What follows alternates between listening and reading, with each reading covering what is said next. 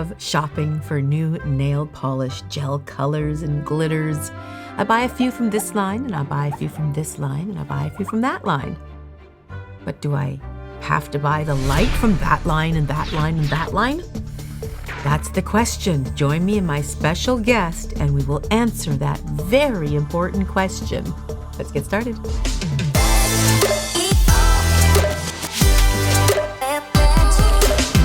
One of my favorite brands is Light Elegance, co-founded by Jim McConnell. 23 years in the industry, he knows his stuff. With a Bachelor of Arts in Chemistry, he's qualified to answer this question. Welcome, Jim. Hi, how are you? Hi, Susie. I'm good. How are you doing? Great. So I want to ask the expert, and that's why I've asked you to come on today to let us know the magic answer and the very important answer to why can't I use any gel light with any gel polish? Come on. Because you said so, right? Isn't that good enough? Well, no. Because, from a nail Okay. technician's point of view, it just seems like, is it a bit of a money grab that they just want to be able to sell them together so you buy the light? What is it really? Do you really have to use the gel light that goes with the gel polish? Yes and no. Oh. And that's the honest answer. Really? You would think that every light on the market would be made by one of a few different companies, right? Mm-hmm. Yeah. And so the lights themselves can be very, very similar. However, there are minute differences, anywhere from what type of LED bulb is used when you construct the light, Right. or what kind of circuitry goes into the light manufacturing itself that can purify, in quotation marks, the electricity going into the light, to whether it's a 12 volt, a 24 volt, a 30 volt that's AC source or DC source. Wow. So there's a lot of is the variables. There's a lot of variables. And so is the transformer that's used to convert the AC alternating current coming from the wall socket to the DC current feeding into the light, what's the quality of that transformer alone? So all of these things can have a huge effect on what the performance is of that light. And is the manufacturer who specified that light, specify a light that will work for a lot of different gels or a specific gel? What should you buy then? Should you shop for the gel polish, the colors and the consistency, viscosity, everything you like about the gel, and then buy their light to go with it? Yes. For optimum. So if it's a gel polish brand, buy the gel polish light that they recommend. Mm-hmm. Because at least that way, when you call them up and they say, so I'm using your system, but I'm using this light, they really can't help you. They really don't know what the quality of the cure that you're getting from that light. So if we're not using the product properly, then if something goes wrong, we don't know where the problem lies. How can I help? When we make a gel polish, we start with a clear base that has 2 photoinitiators in it. And then we'll take that base and we'll add the pigments to it. And blends of pigments require various levels of different photoinitiators. And we can add up to 3 different photoinitiators to each one of those to help that pigmented system cure properly. Okay? Right. Does that make sense? It does, in a very technical sense. And so if we take that blend and all those photoinitiators will cure up to maybe 405 nanometers, but someone comes out with a light that's 415 nanometers, it won't cure properly. Right. And we won't know that because it's not our light. Right. And from a nail technician's point of view, it's tough for us because when you cure this stuff under the light, it's not fully dry anyway. It only, dry like 70% anyway? So there's still that sticky layer there. So it's hard to really tell if it's cured. And as an unprofessional, not a scientist, we don't really know. We just have to trust the lamp goes with the polish. We just have to trust that.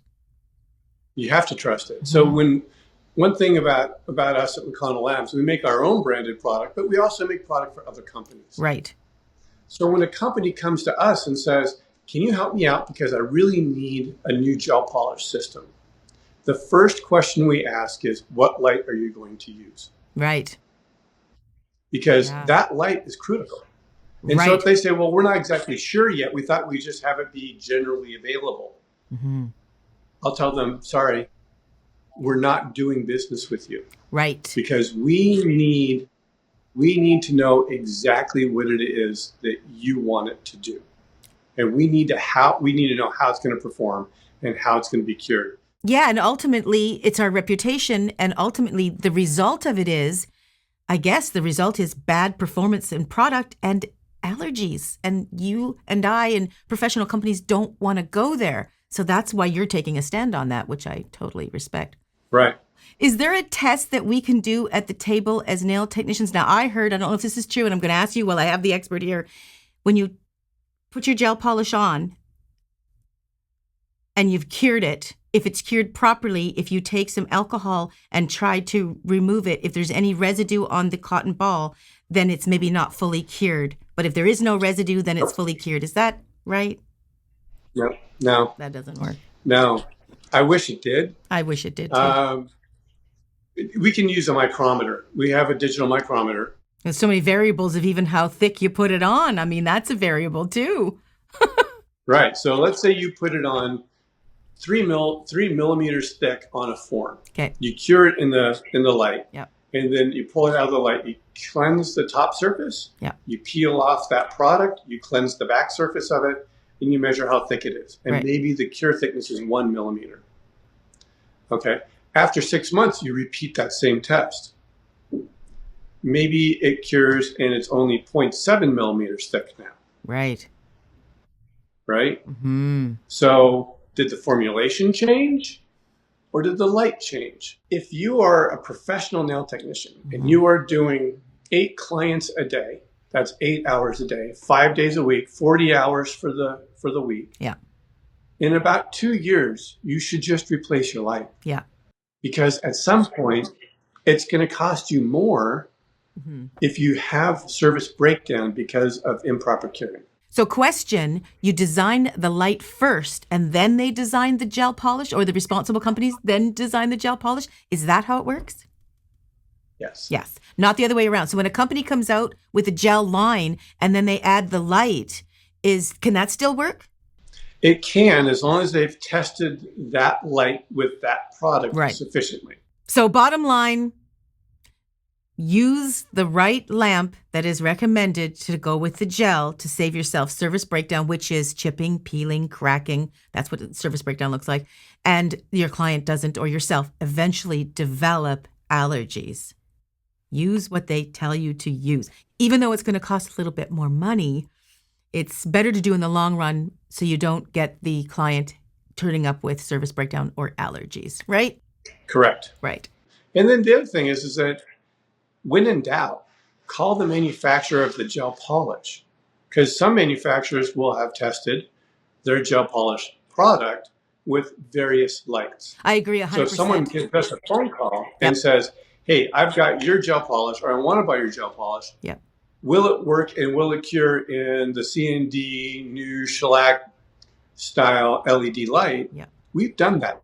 Yeah. And the answer is yes. That's what I love about your company. You're always there to give the very professional answer. Thank you, Jim. Thank you so much for joining me. And I'll catch you guys in the next one. Bye, Jim. Okay. Bye, Susan.